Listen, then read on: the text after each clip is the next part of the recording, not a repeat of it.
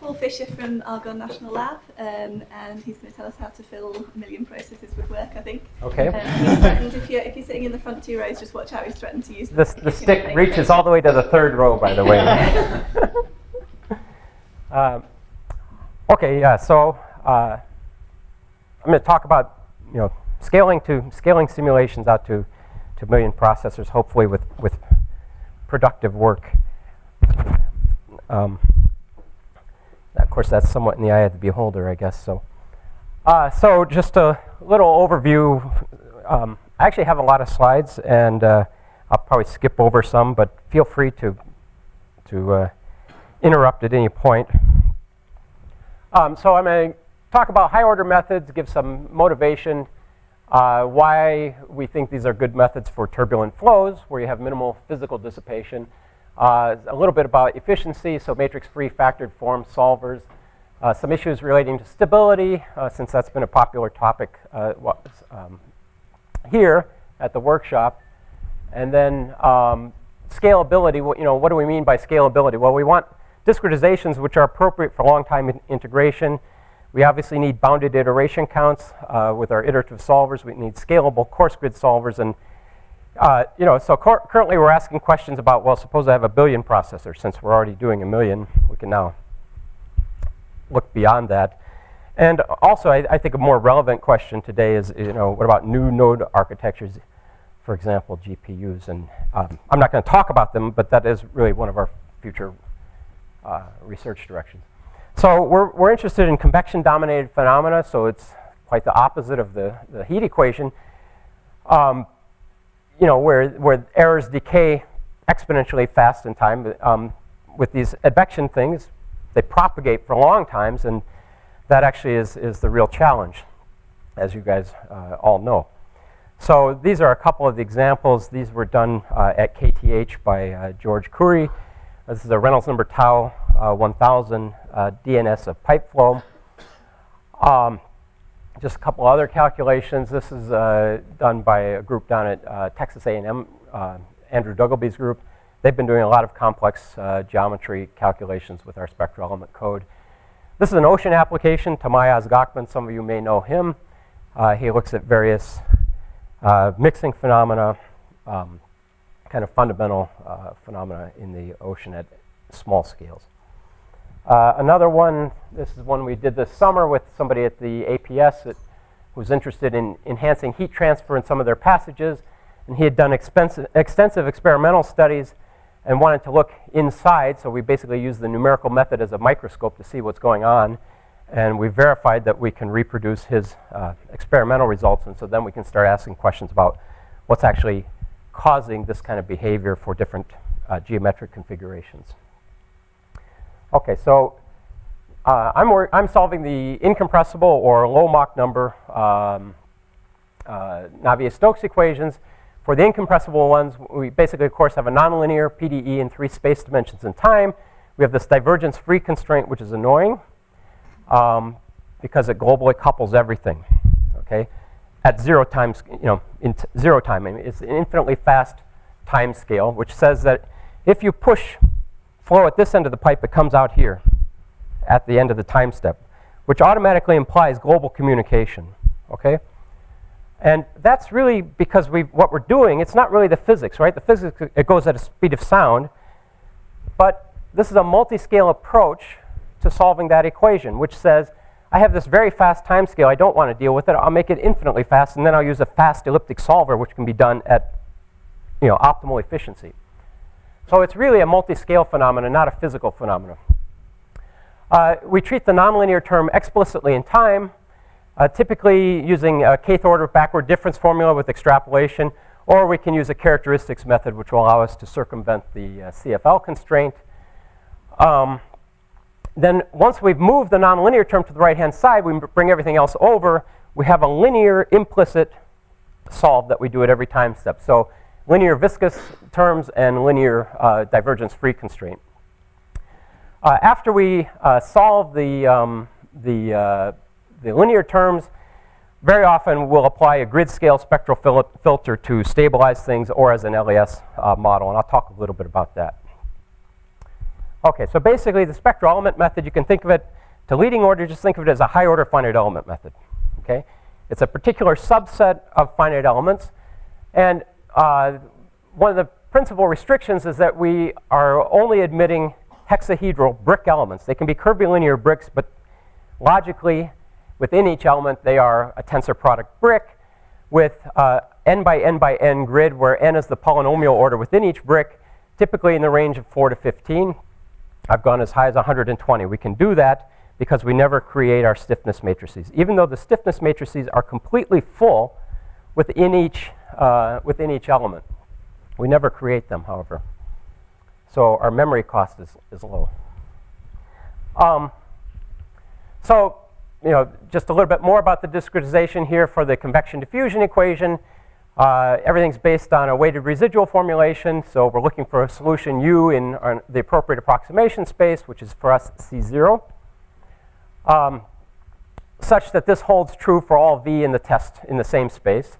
And where here, the subscript n on these inner products means it's nth order Gauss-Lobato-Legendre quadrature. It's possible to also consider higher order quadratures, and that turns out to be important for the nonlinear term. So we'll consider mth order quadrature. So in any case, the inner product of two functions f and g sub m is given by evaluating those functions at the quadrature points of order m and multiplying by the quadrature weight. Okay.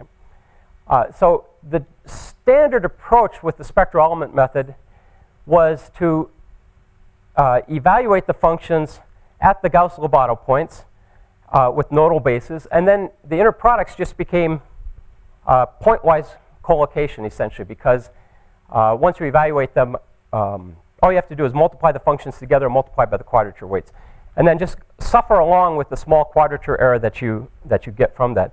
That's okay for us, by and large, because the convergence is exponentially fast. I mean, the quadrature error is really very small. But we'll see that maybe there are reasons you wouldn't want to just do that. Okay, so here's a 1D example. Here's our bilinear form. We have our local convection matrix. We map to the reference domain. We expand in terms of these nodal basis functions. So they are polynomials of degree n. They are 1 at the ith Gauss-Lobato point, 0 for j not equal to I. If I want to evaluate this matrix, it would be done in the following way. We just multiply by the quadrature weight, evaluate the velocity at that point, evaluate the test function at the kth point, and along with the derivative matrix, and we would end up with this matrix for the one-dimensional operator.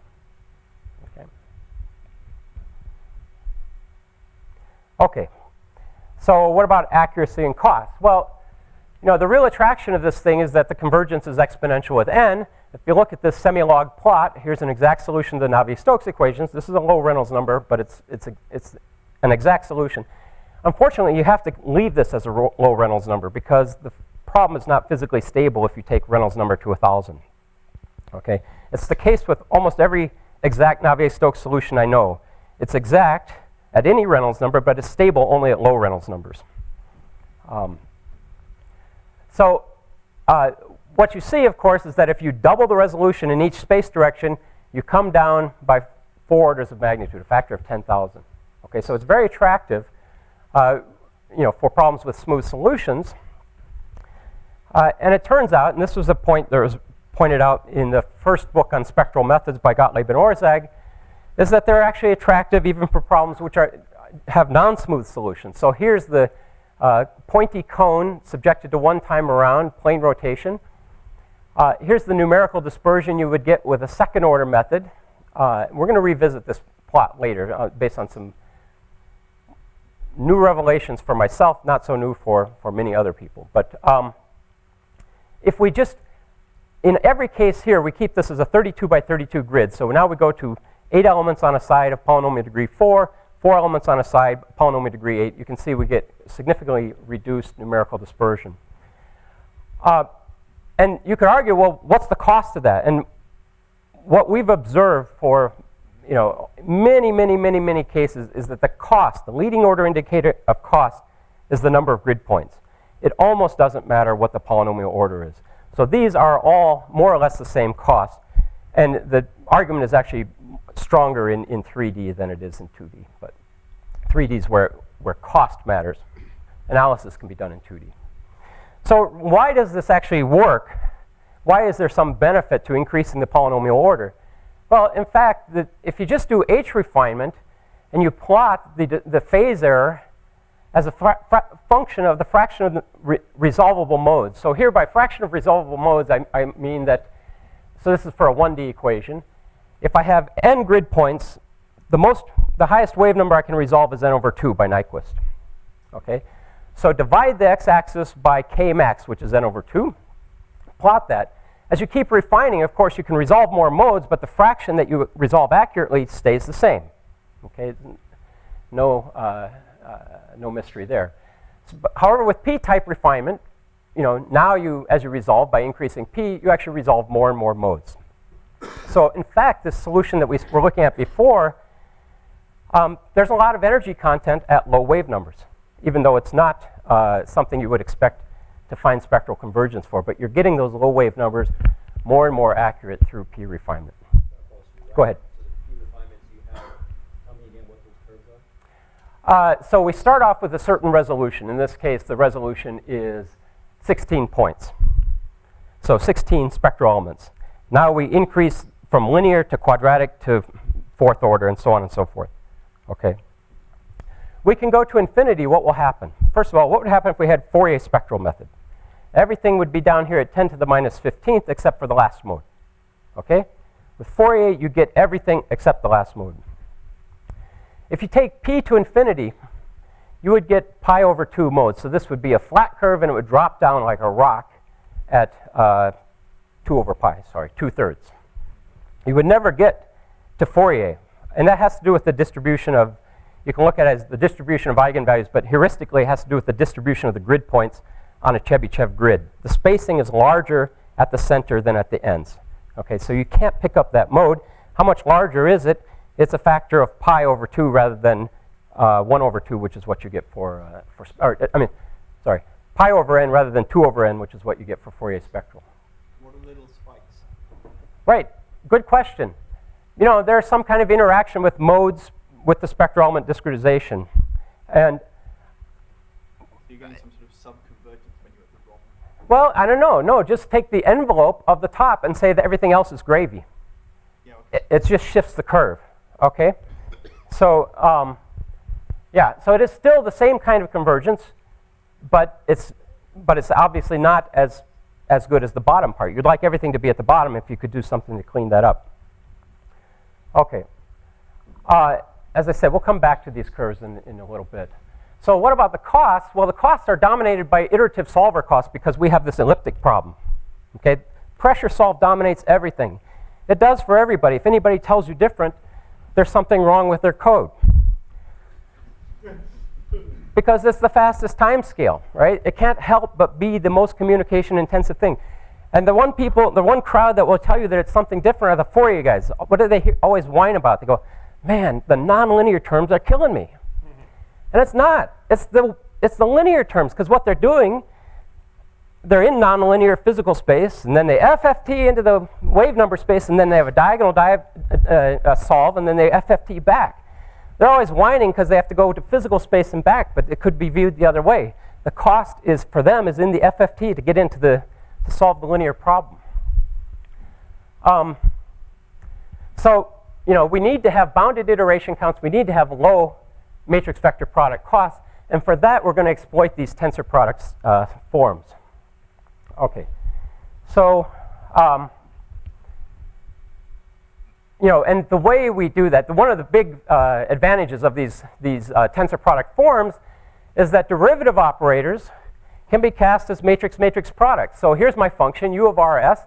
Here are my basis coefficients. These are just numbers. These are my functions, hi of r, hj of s. I need to evaluate them at quadrature points typically, so a fixed set of points, xi, xj. It could be different than the Gauss-Lobato points.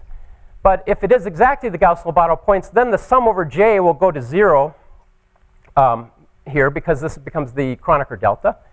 And we're left only with the sum over P here.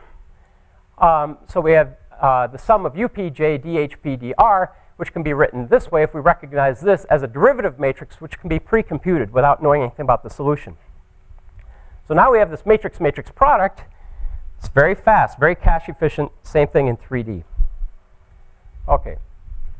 So for a single element, the matrix-free stiffness matrix is evaluated using the chain rule. We have to differentiate with respect to R, with respect to S, and with respect to T. The dr looks like I cross d hat. So the slide before, this is I cross d hat. This is dr times U. So it's a matrix-matrix product. All of these can be cast as matrix-matrix products, dr, ds, and dt. And then we have to do our quadrature with the metrics and the Jacobian. And for this, we use our pointwise quadrature. We just go ahead and commit the error. Okay? And it's actually OK, by and large, to do that. All right, so we have this matrix-free operator evaluation. If this is, because this is a symmetric tensor, and it's pointwise quadrature, this is a diagonal matrix that is n cubed by n cubed, where n is the number of grid points along an edge. Okay? So the total storage here is 6n cubed, 6 times the number of grid points. Plus, I have to access U. So the number of memory accesses I have to do is 7 times the number of grid points. Exactly what you'd have to do for a finite difference stencil in general coordinates. Okay? The work is a little bit higher because of these matrix-matrix products, but they are matrix-matrix products, not matrix vector products. So the memory access is still just n cubed. They're quite fast. Okay, so summary. The error decay is fast.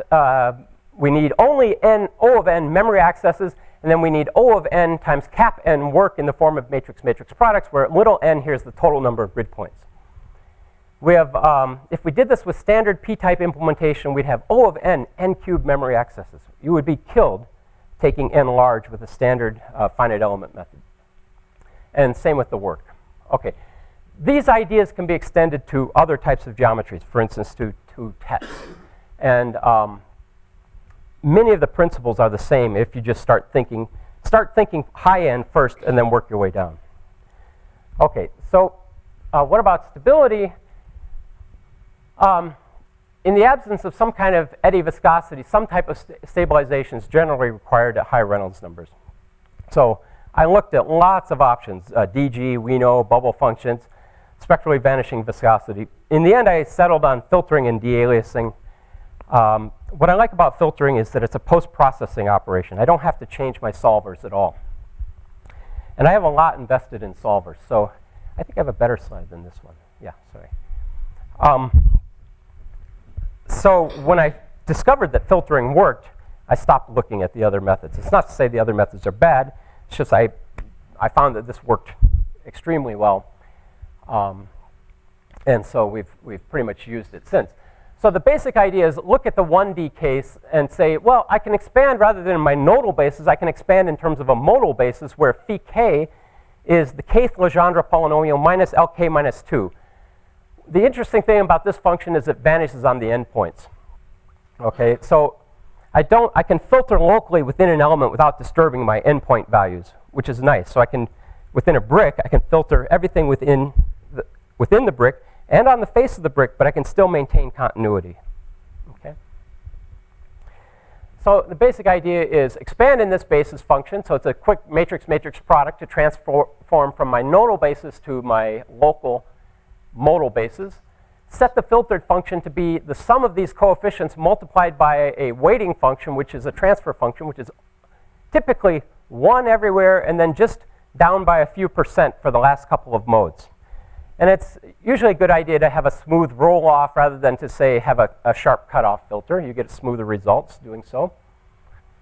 Spectral convergence and continuity are preserved. Well, why is that? So typically, we take, let's say, 5% of the nth mode. Once you're in the asymptotic region, the amount of energy in the nth mode is exponentially small. So you're multiplying an exponentially small number by 0.95 and then reconstructing. Okay? So you preserve exponential convergence in the asymptotic region. What about in the non-asymptotic region? Well, that's exactly when you want the thing to kick in. Right? You want it to remove energy. When you're in the non-asymptotic region, If you've got a lot of energy in the nth mode, you're in trouble. You need to have a way for it to get out, and that's what the filter does. Okay. So yeah, these are typical values for the amplitude, 1 to 1/4. So here's our one of the stability tests that I was looking at, and it came up in lots of papers because it was a favorite. If we do this problem with no filtering, this thing blows up, blows up here. And there are other cases we have. So now if we turn on the filter with a sharp cutoff, so we set alpha to 1, we take all the energy out of the nth mode. This thing at 128 squared resolution, no problem. We can run this. It doesn't look very appealing, but it gets further than this. And what you're after with a filter is something that will give you graceful degradation once you get into a situation where you can't resolve the solution. That was the design of this problem, is that this shear layer gets drawn thinner and thinner and thinner until it is below grid scale for any fixed resolution, if you wait long enough. Okay, here it is with only 30% of the energy rather than 100% of the energy removed at the end of every time step from the nth mode in this case.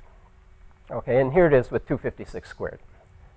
So, this thing, by the way, the filter, it's like aspirin. Anytime you see a high frequency instability, this thing will go out and kill it. It's really just, if I just see it, you turn it on, it works. So here is an exact solution. So basically what we're doing is we take the Navier-Stokes equations, Reynolds number 7500, we add to it the least unstable mode from the Orr-Sommerfeld solution. So the least unstable mode. And then we compare the growth rate of this mode to linear stability theory. Okay, so this is the error in the growth rate as a function of polynomial order with no filtering and with filtering. So we still have exponential convergence. The convergence here is not monotonic. That's because the growth rate is kind of jumping around the exact solution. But it is nonetheless still getting exponential convergence. And we get second order convergence both with and without filtering, and we get third order convergence with filtering. In fact, the third order scheme without filtering is unstable. Curiously enough, we also support a linearized Navier-Stokes solver in our code, and the third order scheme is also unstable. Whereas the nonlinear problem is perfectly stable, and I don't understand why yet. I started looking at that this fall, but it's a little bit of a mystery. Okay, so here's another example. This is really one of the ones that drove the development of the filter. We were looking at these hairpin vortices downstream of a hemispherical roughness element. So we have this Blasius boundary layer. We look at the interaction of that with the roughness element. You generate these hairpin vortices. It should generate a nice periodic sequence. Reynolds number 500, no problem. 600, 650, no problem. 675, really on the edge. 700, we absolutely could not do it without filtering. And after a very long time, 200 convective time units, this thing blows up. There's a little instability that's a pain in the neck. You turn on the filter, we could go up to 3,500, no problem. Okay. Okay, so we're wondering, why does this thing work? And so really, it came down initially to the question of why do the unfiltered equations fail? And most of the failure modes tended to be in regions that looked like this, the shear region. Not necessarily for the hemisphere case, but once we understood what was going on, we also understood what was going on with the hemisphere case. So we started looking at some model problems, a linear model problem. And we said, well, suppose we had this equation, just period vection. The weighted residual formulation for this gives rise to a skew-symmetric matrix if you have the right boundary conditions, because you can integrate by parts. If the divergence of C is 0, this term goes away. And so this matrix is skew-symmetric. And actually, it shouldn't read that this is skew-symmetric, but it should read that the eigenvalues of this operator are purely imaginary. Okay? This guy's SPD, this one is skew-symmetric. So if you have something like AB3 or RK4 that encompasses part of the imaginary axis, should be no problem. But that's not what we were observing, and the reason for that is because when you do nth order Gauss-Lobato-Legendre quadrature in higher space dimensions, you do not get a skew-symmetric matrix. In 1D, for C a constant, you do, no problem. Okay? But in higher space dimensions, if C is is not a constant, this thing is not skew symmetric. So what it suggests is, well, let's do this quadrature exactly, so then I can use the integration by parts rule, and I can ensure that indeed I have a skew symmetric matrix. I should not have a blow up. So you basically take J as an interpolation operator, which interpolates a polynomial of degree n to m. You interpolate the velocity field to the same number of points, and you interpolate the test function also to this high number of points. Okay? So if m is sufficiently high, then I will have an exact quadrature. So C tilde ij would equal to Cij. Okay? So how high does m have to be? Well, if this is a polynomial of degree n, n, and n, then I need something like m equals 3/2, the Gauss rule on m equals 3/2 n. Okay. Here's an example where the velocity fields are both polynomials of degree 1. So I don't really need 3/2. I just need m equal to n plus 1. If I do that, the straining region becomes skew symmetric. You can actually show that this rotating flow is already skew symmetric, which explains why, for instance, the convecting cone problem did not blow up. And the blow up in the other case was in the straining region and not in the vortex itself. Okay? If we don't honor this integral, we have some small positive eigenvalues that will never be captured in the stability region of any time stepper, any good time stepper. Okay, so basically filtering acts like a well-tuned hyperviscosity. It attacks at the grid scale, whatever the size the grid is. So we can precisely identify which modes to suppress. It doesn't compromise spectral convergence. The de-aliasing is recommended for these high Reynolds number applications. And we can basically run this forever, although actually we later found out it's not quite forever, but we can run it for extremely long times with no viscosity and no filtering. So here are some examples. This is nu equal to 0, no filter. So just de-aliased in this case. Here's nu equal 10 to the minus 5, also no filter. Here's nu equal to 0, filter. And you can ask yourself, well, do I like this one better than this one? Actually, as I look closely at this, well, actually, no, let's look here between these two. There is one thing that's disturbing here, which is this kind of spurious behavior here, and that's observed in a lot of the numerical test cases, and it's in one of the early papers by Colella and others. They pointed out that this is not a good thing. It can generate spurious vortices, whereas they are not present here, where you just have physical dissipation. So it's arguable which one you think is prettier. Well, even though you have a gridded printing, that's still stable. Yeah, that's the point. Yeah, it's only stable. It doesn't say pretty. Okay, it doesn't say anything about being accurate or anything. It just says it should not blow up. Yeah. And in fact, what David Gottlieb suggested for years, I haven't tried this, I'm sure it would help, he always said filter at the end. And I go, really, at the end? You mean like at the end of the day? Not at the end of every time step? Because yes, just let the noise carry on through. I'm like, that doesn't seem right to me, but so I haven't tried that, but I'm sure I could clean that up a little bit. But Are those grid lines, or those your brick boundaries? those are the spectral element boundaries, yeah. Is that, that doesn't look good at all. Right, I only said it's stable. Okay, I didn't say about looking good. Let's go with this one. Okay. Yeah. yeah. No, I was just happy to get the stability. So now here comes the full disclosure. This is what's new revelation since October for me.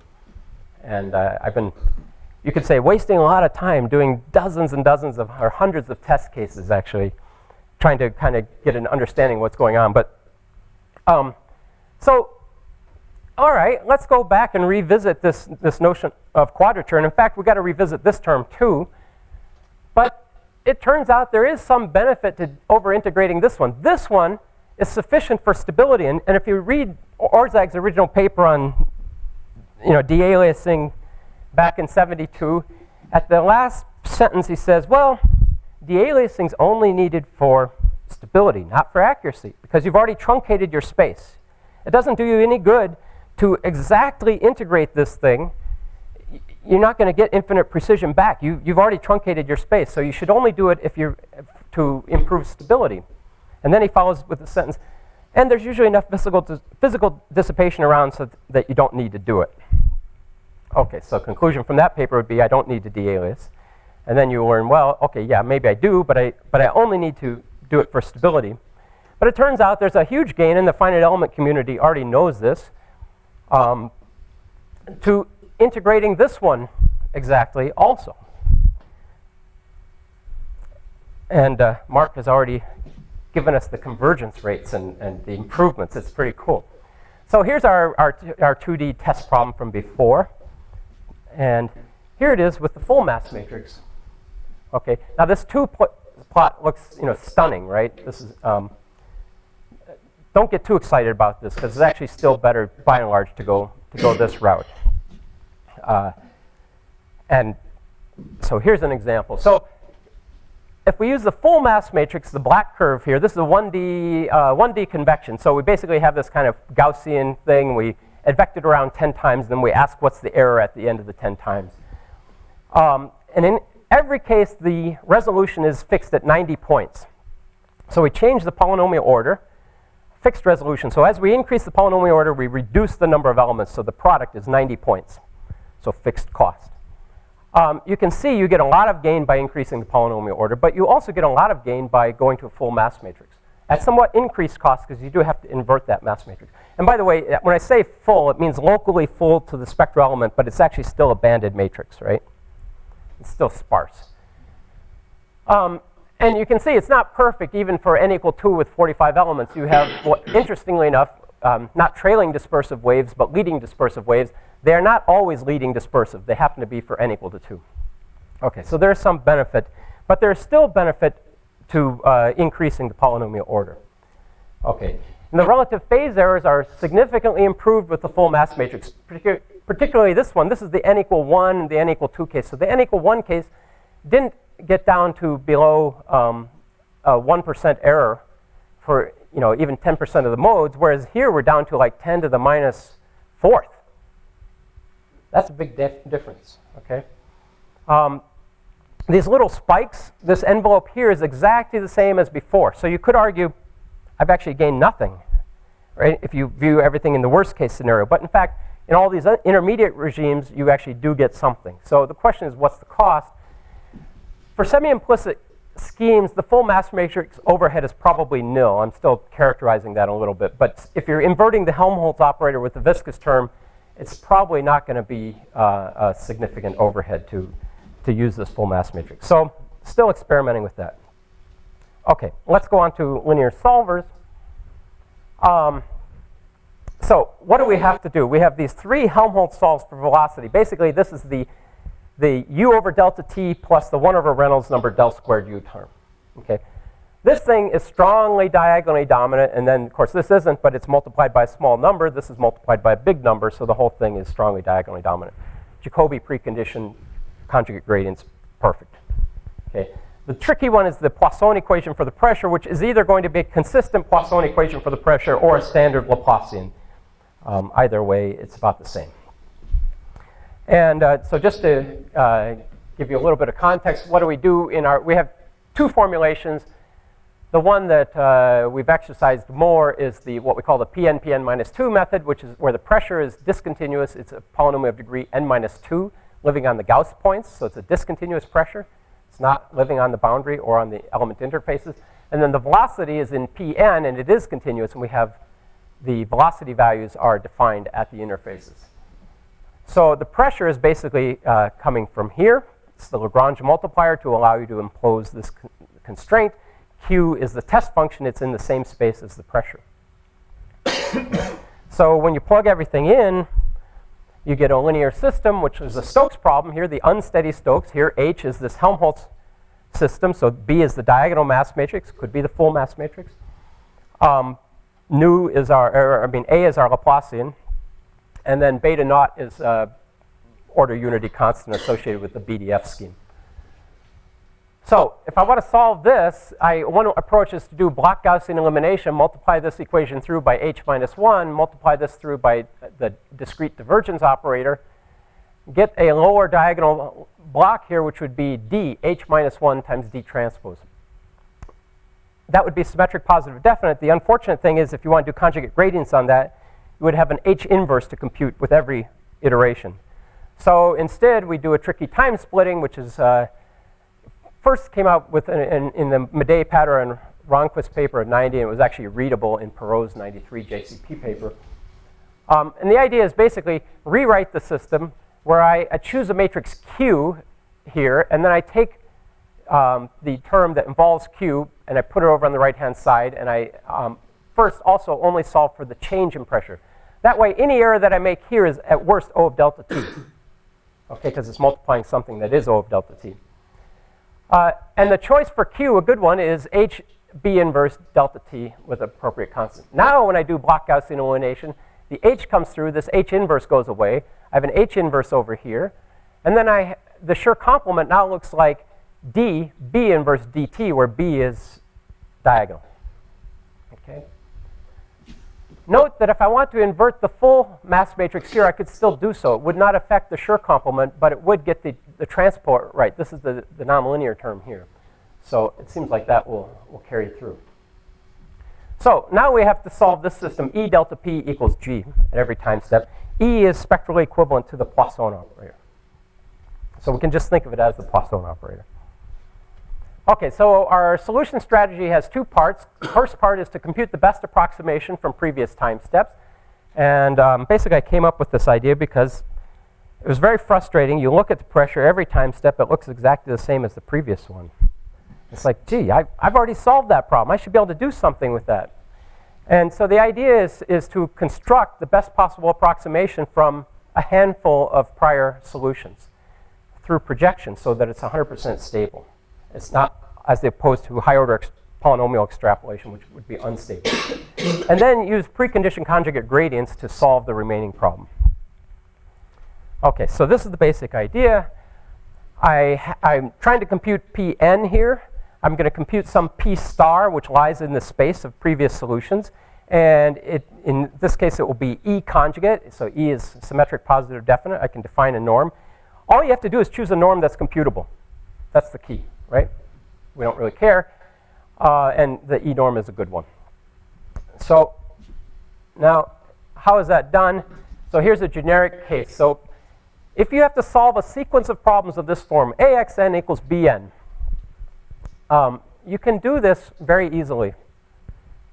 Here's the solver. Solve A delta X equals delta B to some tolerance epsilon. Then set Xn equal to X bar, which is your best fit. We'll come back here in just a second. Plus delta X. And so the idea is to find some X bar such that delta X is already 10 to the minus 8. And if I'm only going to 10 to the minus 8, I might need only one iteration. Okay. So X bar is given by a linear combination of my set of vectors.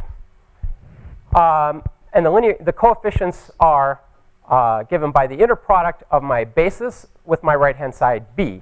Okay, so if my basis set satisfies this A conjugacy, or actually A orthonormal relationship, then these are the coefficients. Okay, and what is X tilde I transpose B? It's X tilde I transpose A times X. Right? It's the inner product of my basis function in the A norm. And these guys are the orthonormal vectors in that. So it's my projection, my coefficient in that basis. Okay? So it's extremely easy, right? Set X bar, linear combination of my basis set. Here's how I compute the coefficients. Change my right-hand side. And then we update this space. Okay, so the space could be initially 0.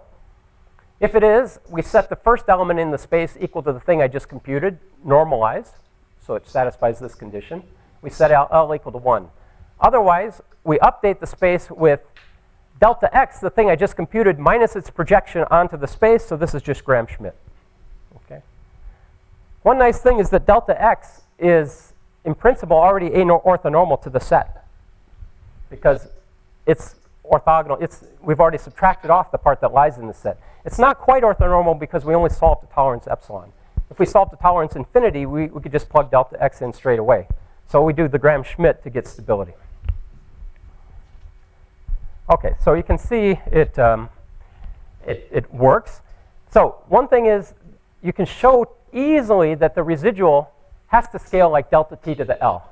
And the reason for that is that in this problem, it's coming from a PDE. So it's time evolution.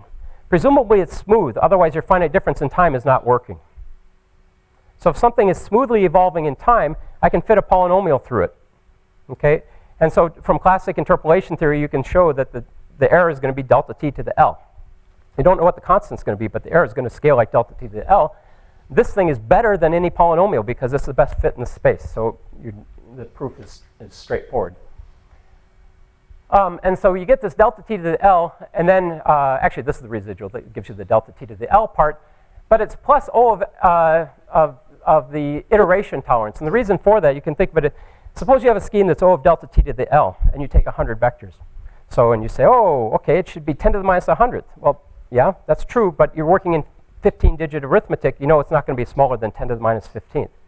For the same reason here, because we're not converging down to 10 to the minus 15th, we're setting a higher noise threshold than round off. Okay? So it comes down and it saturates at something. So if you drive the tolerance down tighter and tighter, this thing works better and better. It basically extracts all of the regularity out of the solution. Okay, so then the second part is to solve the remaining problem, which is actually the harder part.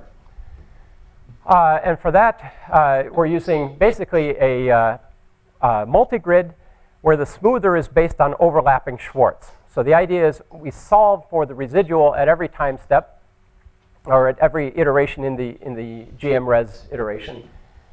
As part of the preconditioning, the idea is we have to compute the residual, so we want to solve a system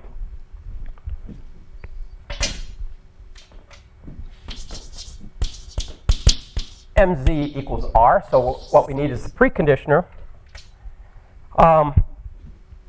And with Schwartz methods, the basic idea is to say, well, solve the system with z equal to 0 on the boundary. Okay, and keep in mind, in classic multigrid approach, what you're really solving is me equals r. If I knew my error exactly, I'd be done. So we almost know our error. We're wiping out all the error from the right-hand side because locally we're solving the correct m on the interior, but we have the wrong boundary values because the error is not 0 on the boundary. So the remaining error is the boundary error, which decays smoothly into the interior because the Green's function for the Poisson equation is a smooth function. In addition, we solve a global coarse grid problem, and that's at the bottom of our multigrid cycle or the bottom of our additive Schwartz preconditional. Okay, and that's completely global. If I have one element per processor, I have 1 degree of freedom per processor that I need to compute. Okay, so the local solve eliminates the fine scale error. The remaining error is computed with the global coarse grid solve. Okay, so this is what various versions of our smoothers look like. Obviously, this is the good one.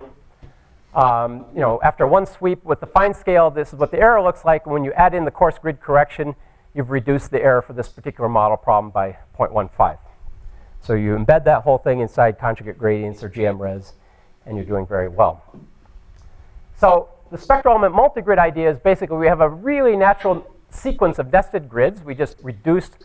So actually, it usually works better if you go from the coarse grid to the fine grid. The way to go from the coarse grid to the fine grid is to interpolate this solution onto the finer grid, and then interpolate this solution onto the next finer grid, and then to go backwards, you use the transpose of those operators. So prolongation is interpolation, restriction is the transpose of the interpolation operator. So the real difficulty is choosing the smoother M. It turns out that any pointwise smoothing strategy is doomed to failure. Okay, and the reason for that is these high aspect ratio cells here. Classic multigrid techniques do not work when you have high aspect ratio cells. So what we do is we just invert the whole thing. And we can do that fast via fast diagonalization methods. So if these S's are the matrix of eigenvectors for the one-dimensional operator, the inverse of this operator, because it's separable, is given by multiplying by the inverse of the eigenvectors. You get into wave space. Divide through by the wave numbers squared, the classic Fourier approach, and then multiply by the eigenfunctions that take you back to physical space. So this is essentially a Fourier approach. It's very fast because these are matrix-matrix products. This is diagonal, and then another set of matrix-matrix products. It's basically, in fact, often costs less than the forward operator evaluation. Okay, with that, we wipe out all of the fine scale error in one go. Next really tricky thing as you get to very large processor counts is the coarse grid solve. we have two approaches. One is to cast it as a projection onto a sparse A-conjugate basis, which is, you actually can find these bases. It's quite remarkable because if I'm going to solve this system, then A0 inverse is completely full.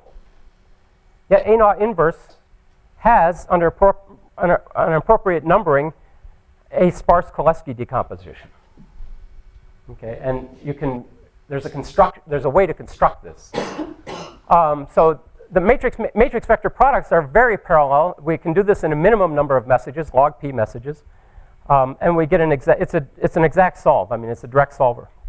The other option is to use, this is good out to systems of about 100,000, well, even 1 million on 60,000 cores. The other option is to use algebraic multigrid, and this is somewhat more scalable. So, well, it's definitely more scalable for 1 million cores and beyond. The one problem with algebraic multigrid is you can get a lot of fill at the lower levels. So here the sizes of the systems for algebraic multigrid, starting with a coarse grid problem of 400,000 degrees of freedom. Down here we have 2,000 degrees of freedom, so one on every processor. We've idled all the rest of the processors. The problem is that on average, each grid point is talking to 90 neighbors. That's 90 messages. It's very expensive because latency is high. So for these lower levels, we've restructured our communication kernel to do everything in log p messages, and you can do that. And then it's basically the coarse grid solve is a non-issue at the 1 million processor count for the size systems we're doing now. Okay, so how does this all work? Here's one example, 100 million grid points. We're looking at about 8 iterations per time step for the velocity and about roughly the same for the B field, which is another linear Stokes problem to be solved for this MHD calculation. Here you can see the projection. So projection is bringing you down from 23 to 8. Okay, actually, it's bringing, if you didn't do any projection, you'd be up here at 35. Okay, so the projection is really helping quite a bit. Here's another case. This is a billion grid point problem. We're looking at 15 iterations per time step. Parallel scaling is quite good, out to 130,000 cores, where we're doing, we have 7,300 points per processor, so we're at 80% parallel efficiency. So relatively few points per processor. And in fact, this number you can derive by kind of a back of the envelope calculation. We'll look at some of that, time permitting, in just a second. Okay, yeah, I think we're going to get there. Okay, so, you know, people in DOE are very keen to do petascale. I don't know why. I won't defend that choice, but it's a fun question to ask, right? And you know, I mean, it kind of is the future. You know, you could, if you just follow the trend, it's kind of the future of supercomputing. But there are a lot of other, maybe more relevant questions. But let's suppose we wanted to project out. What would we get? So let's design for 1 million processors and beyond. We need all of these things. But really, the fundamental question is to have enough work per processor. How many? That's the question.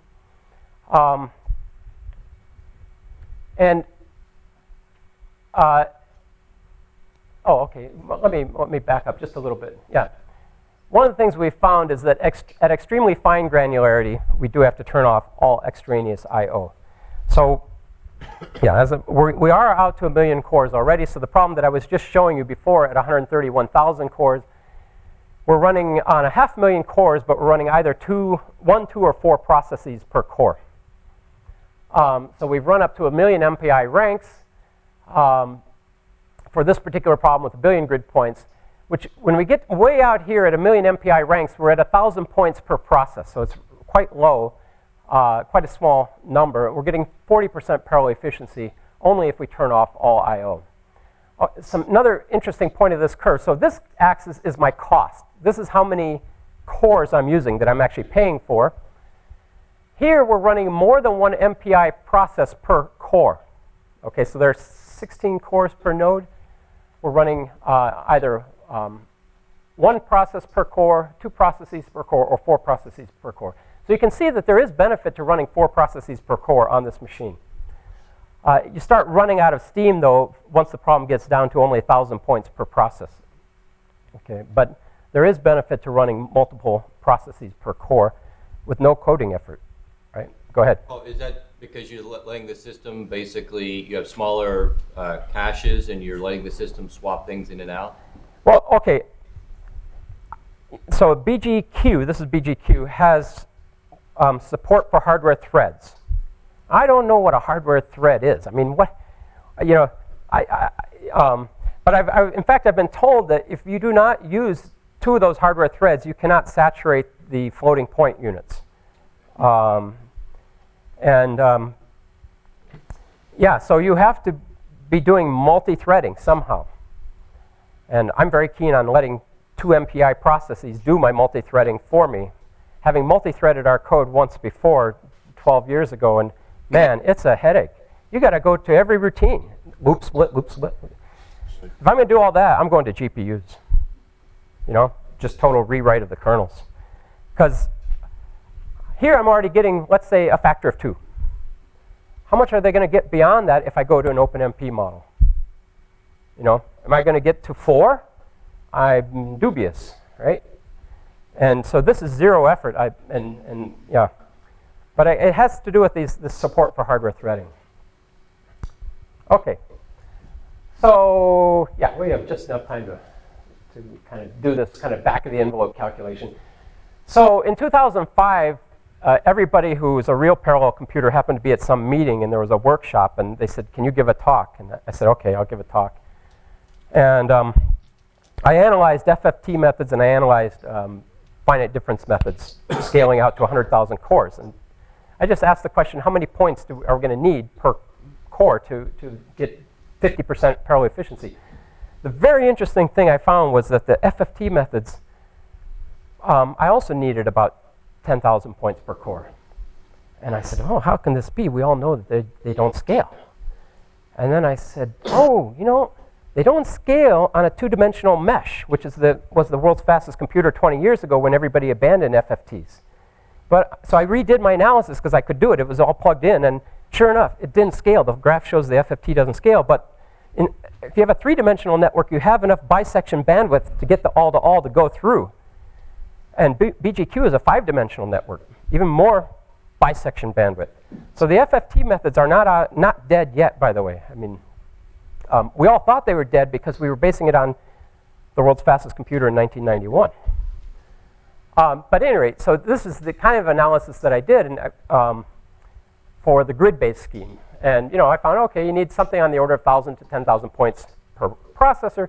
And it's just as true today as it was in 2009 when we were asking about 1 million cores as it was in 2005 when we were asking about 100,000 cores.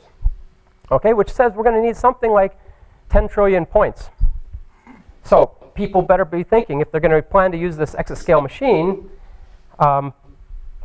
you know, they're going to need a 10 trillion point problem. And I haven't met too many people who are ready to do that except for the turbulent channel flow guys. They're always ready, right? So, you know, the analysis is based on these timing curves, which I have dating back for the last 25 years.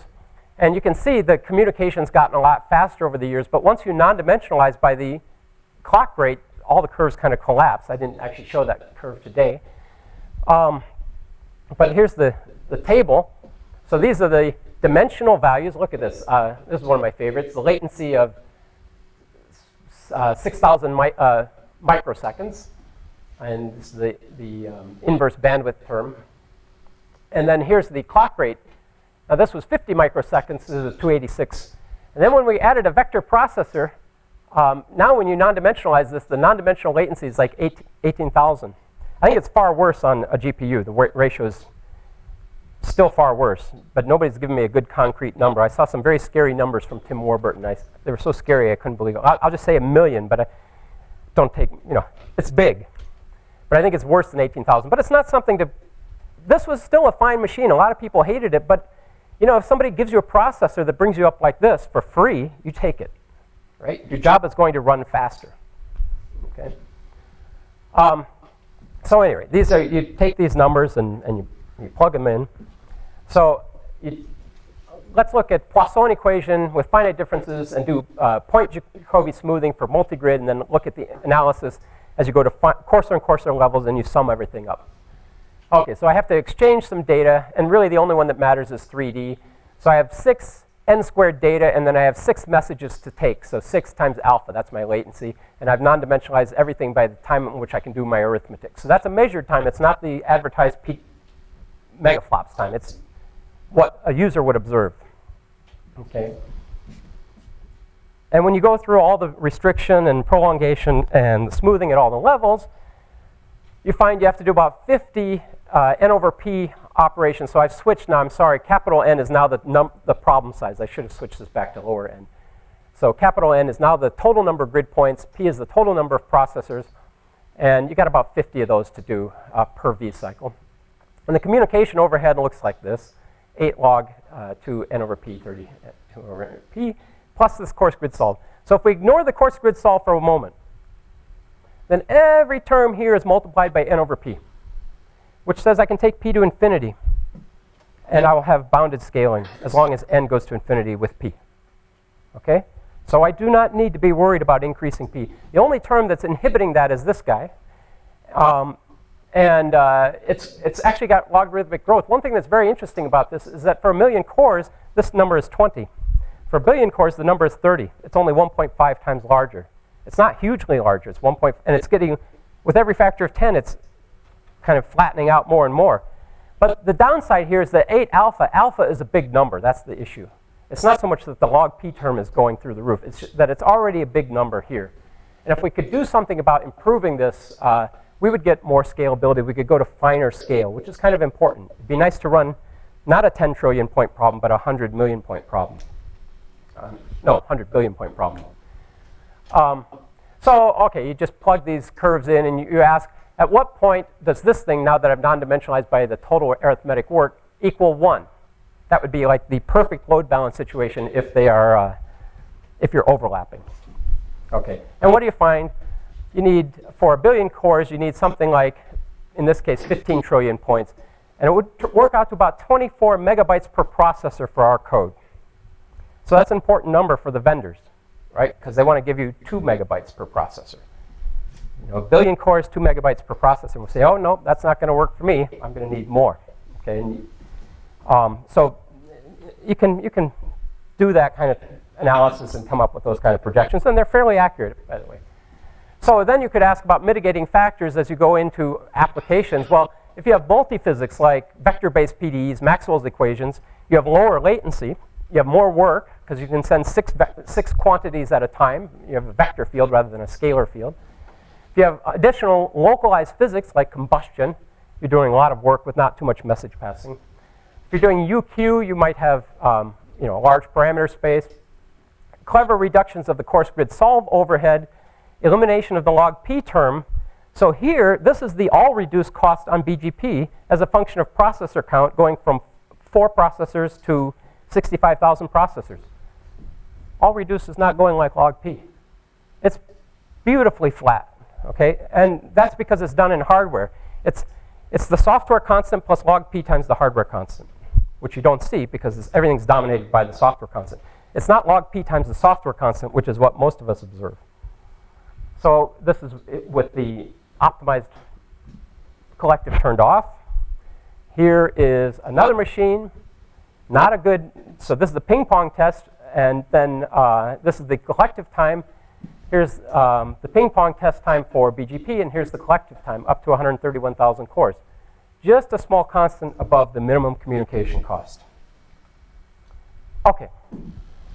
So in summary, the scaling choices, having a good discretization for this class of problems is important. Okay, we can reduce the amount of computation we need to do to get to our answer for these long time integrations. Ultimately, the user controls granularity through the choice of processor count for a given problem size n. If we have less memory per core, will we be able to get to the reasonable parallel efficiency? In other words, will the user be able to fit his problem on a machine that, at a processor count that actually, where he can actually get good efficiencies? Adding more cores per node will not imply finer granularity at the core level, because when you add more cores, you don't decrease the latency. Okay? As opposed to speeding up the clock, you do decrease the latency, because latency is going through the software stack. Okay? So if we had additional vendor-supported reduced scan operations, we might be able to reduce latency for things like multi-grid, where we have to, you could envision that you could write fast scan operations that could happen in hardware and cut down on that log P term that was in the multi-grid analysis. Okay, and there, that's it. Thanks.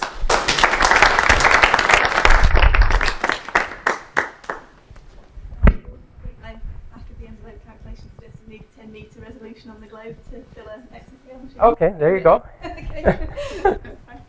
Since you're at Argonne and you're in the same group, what do people say about MPI? Is there any issues? Are there any limitations with MPI itself? Right. No, of course there's not. Say that your answer. No, that's my answer. I mean, I was at IBM 3-4 years ago, and no, it was more than that. Let's say 5 now. There was a guy, blah blah blah. MPI, it's never going to scale to 1 million cores. Come on, why? They had no good reason. Okay. So then I was there again, same group, 2 years ago, and one guy's standing up and he's going, well, nobody's going to be running MPI at 1 billion processors.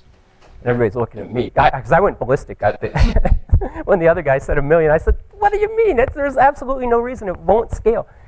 And so they're all looking at me, and I was trying not to say anything, okay? And then finally the director of ALCF said, he's talking to you. I said, well, okay.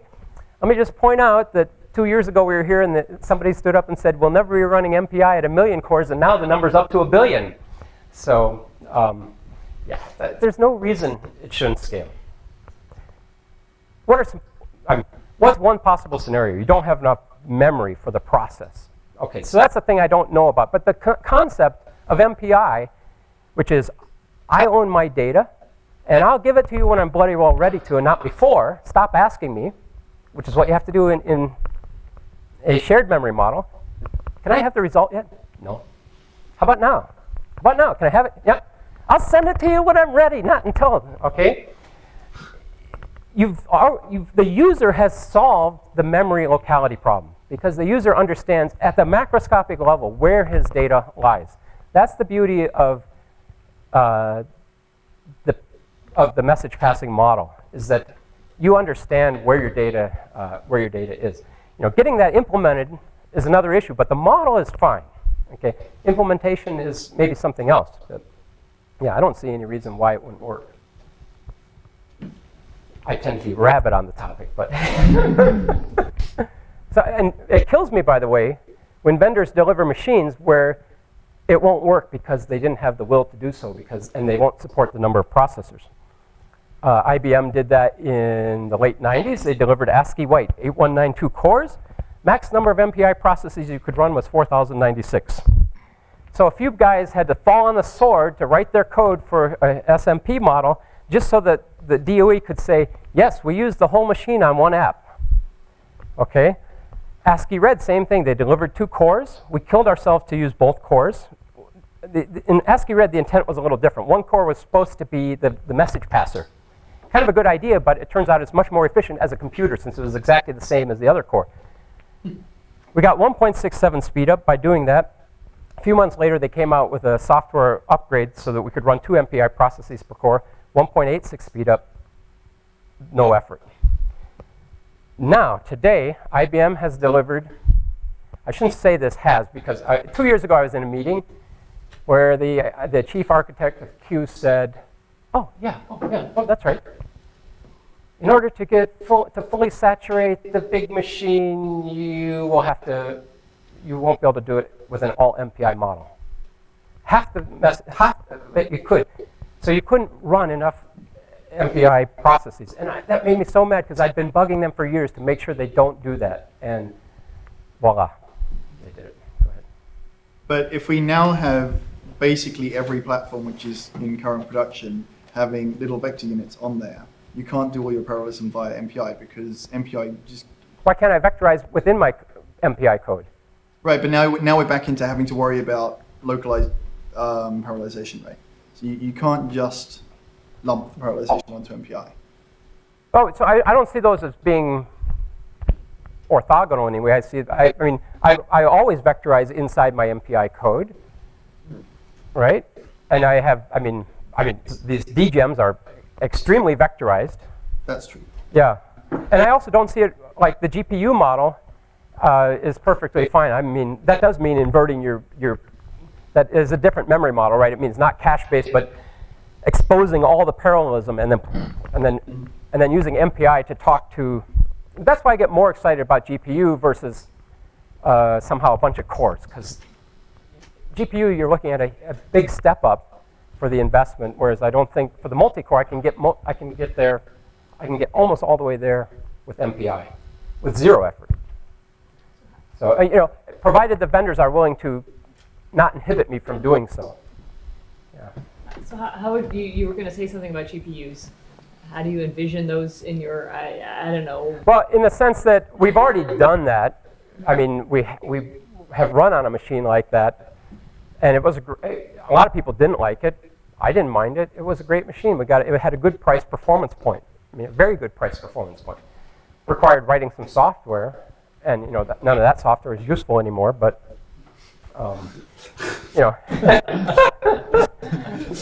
but as a PhD student, you can invest all your time into it. The other thing about GPUs is that what really convinced me is when my cousin pointed out that every major cell phone has a big GPU in it. It's like, oh, okay, that's an architecture that's not going away tomorrow. So I don't know. That's my take on it. But let me point out one little thing. I think I have a quick slide here. Yeah. This is ping pong test on a multi-core architecture, 16 cores per node. This is the ping pong. This is 4 cores per. What is it? 4 cores per socket, 4 sockets per node. So this is inter-socket, and then this internode, intra-socket, intranode, and then internode. So this is the MPI cost. Well, if I go to some type of shared memory model, which is in principle just doing copies, it doesn't go through MPI, what's it going to do? It's going to potentially make this faster, but this isn't the slow part of the calculation. It's this part, right? So doing something that's going to improve this doesn't buy you anything. You need to be improving this to be doing something. So one of the arguments, but it's not the only. There are other arguments why you would want to move away from an all MPI model. But one of them cannot be that, well, my local communication can be done faster. Because it's already being done fast enough. It's not on the radar screen. This is what's on the radar screen. You make this part go faster, you don't buy anything. So, but yeah. Okay, can I suggest we take any further discussion upstairs over coffee? Let's thank William.